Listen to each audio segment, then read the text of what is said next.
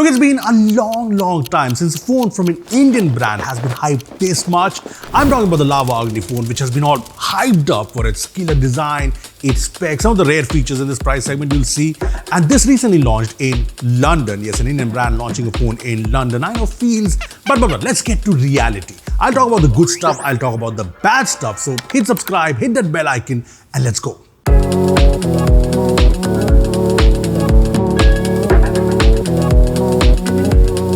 Look, first up, the big talking point of the Lava Agni 4 is obviously this design, and this is a looker, no doubts about that. See, the problem with a lot of phones in this price segment is that they have a plastic back, plastic frame, and if they get a glass back, still they have the plastic frame. That's not the case here. So this has an aluminium frame that looks nice AF, along with a matte glass back with a smooth finish, which feels nice to touch. Plus, you get the cameras in this pill design where it's two cameras and a flash strip, and it reminds me of the LG V series phones. But one thing's for sure, it feels like a more expensive phone in the hands. Now, this is not curved like the Lava Agni 2, does not have a screen on the back like the Lava Agni 3. So this feels more like a typical 2025 phone, and that's not a bad thing. Yeah, you get the flat front, flat sides, rounded corners, but the edges are soft and it feels very comfortable in your hand considering it weighs 208 grams.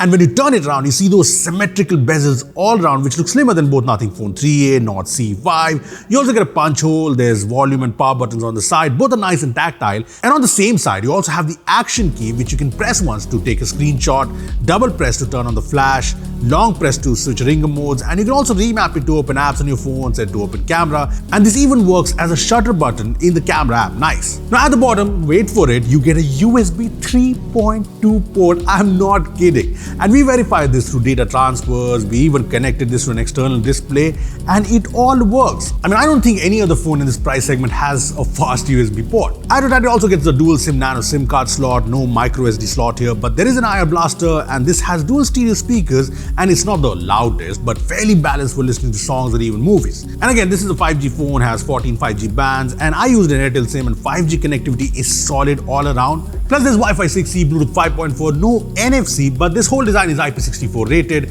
and the screen is protected by Gorilla Glass 5. Now apart from that, the screen also works when wet, and the good thing is the screen sits flush with the frame. It doesn't look slabbed on top like the Note C5. And this is a 6.67-inch 1.5K AMOLED display with a 120Hz refresh rate, 10-bit colors, and this is 2400 nits of peak brightness, 1320 nits in high brightness mode, so all good, and this is a nice display.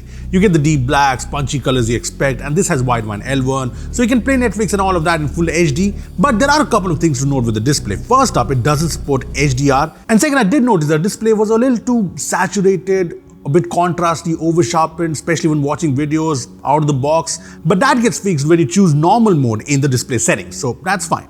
There's also in-display fingerprint scanner, which works fast and nice. Now the haptics are kind of decentish, and it's very springy, and you cannot change the intensity either.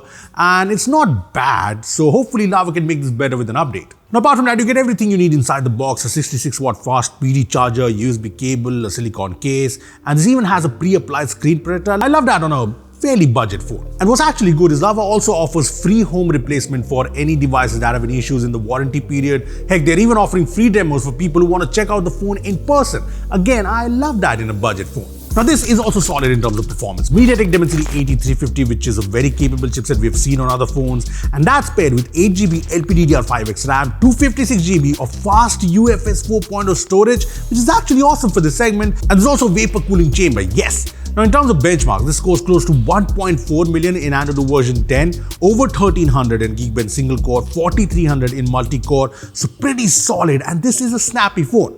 Apps launch quick, multitasking is great, it feels like, a fast and responsive phone, and it's great for gaming too. I played the popular games on this and the performance is great.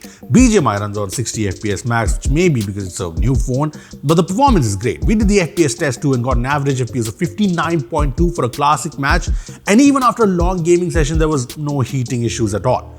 I also played COD Mobile on it, which runs at 90 FPS max, and this too was smooth AF. We got an average FPS of 90, yes, and that tells you that the performance is great. I even played Genshin at the highest settings and got an average FPS of 53, which is solid considering how intense it is gaming and considering the phone only got mildly warm on the back and no overheating whatsoever. Now, this is a proper performance phone, no doubts about that. In terms of efficiency, we're still kind of testing things, and this has a 5000 mAh battery, which I know sounds okay in a world with 7000 mAh monster batteries, but we all know it's more optimization rather than specs, and we've been getting a screen on time of around 6 hours, 6.5 hours in our initial testing of this phone, and that is with benchmarks, gaming, camera tests, everything, so pretty solid. And yeah, this charge is fast too thanks to the 66-watt fast PD charger. And out of the box, this is running Android 15 and the Android 16 update is set to be coming in Q1 2026. And this will get 3 years of OS updates and 4 years of security patches. And honestly, the big deal about the software experience here is that this is the only clean UI you can get in this segment. I know, it's awesome.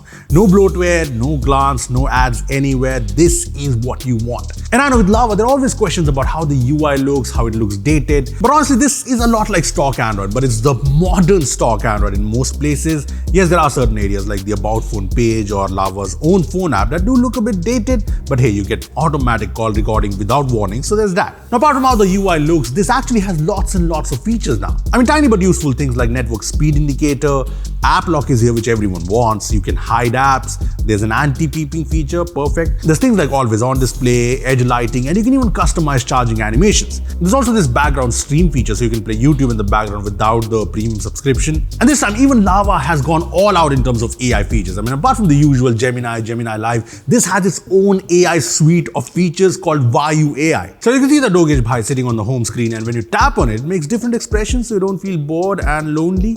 And check this, you can tap and hold on it to ask questions, and it then replies you like a proper AI chatbot. And heck, you can even ask it to turn on the flashlight or turn it off and things like that, and it works.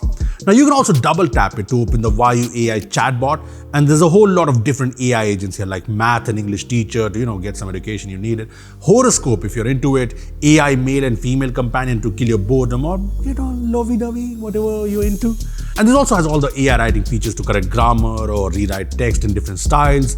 You can convert your call recordings to text, even summarize them. And there's also an AI photo editor which has features to remove objects from the background, AI image expansion, there's sketch to image, text to image. And honestly, I did not expect this, but these AI features actually work really good on the phone. Yes, this AI is even ahead of Apple.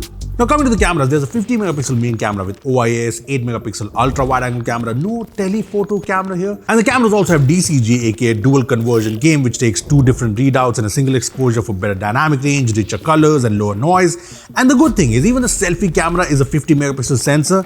Anyway, enough specs. Here are some photos taken from the Lava Agni 4. And daytime shots, it does a good to decentish job. And photos mostly look good, sharp and nice, but some shots do have this over-sharpening effect. Some shots do lack a little bit of detail.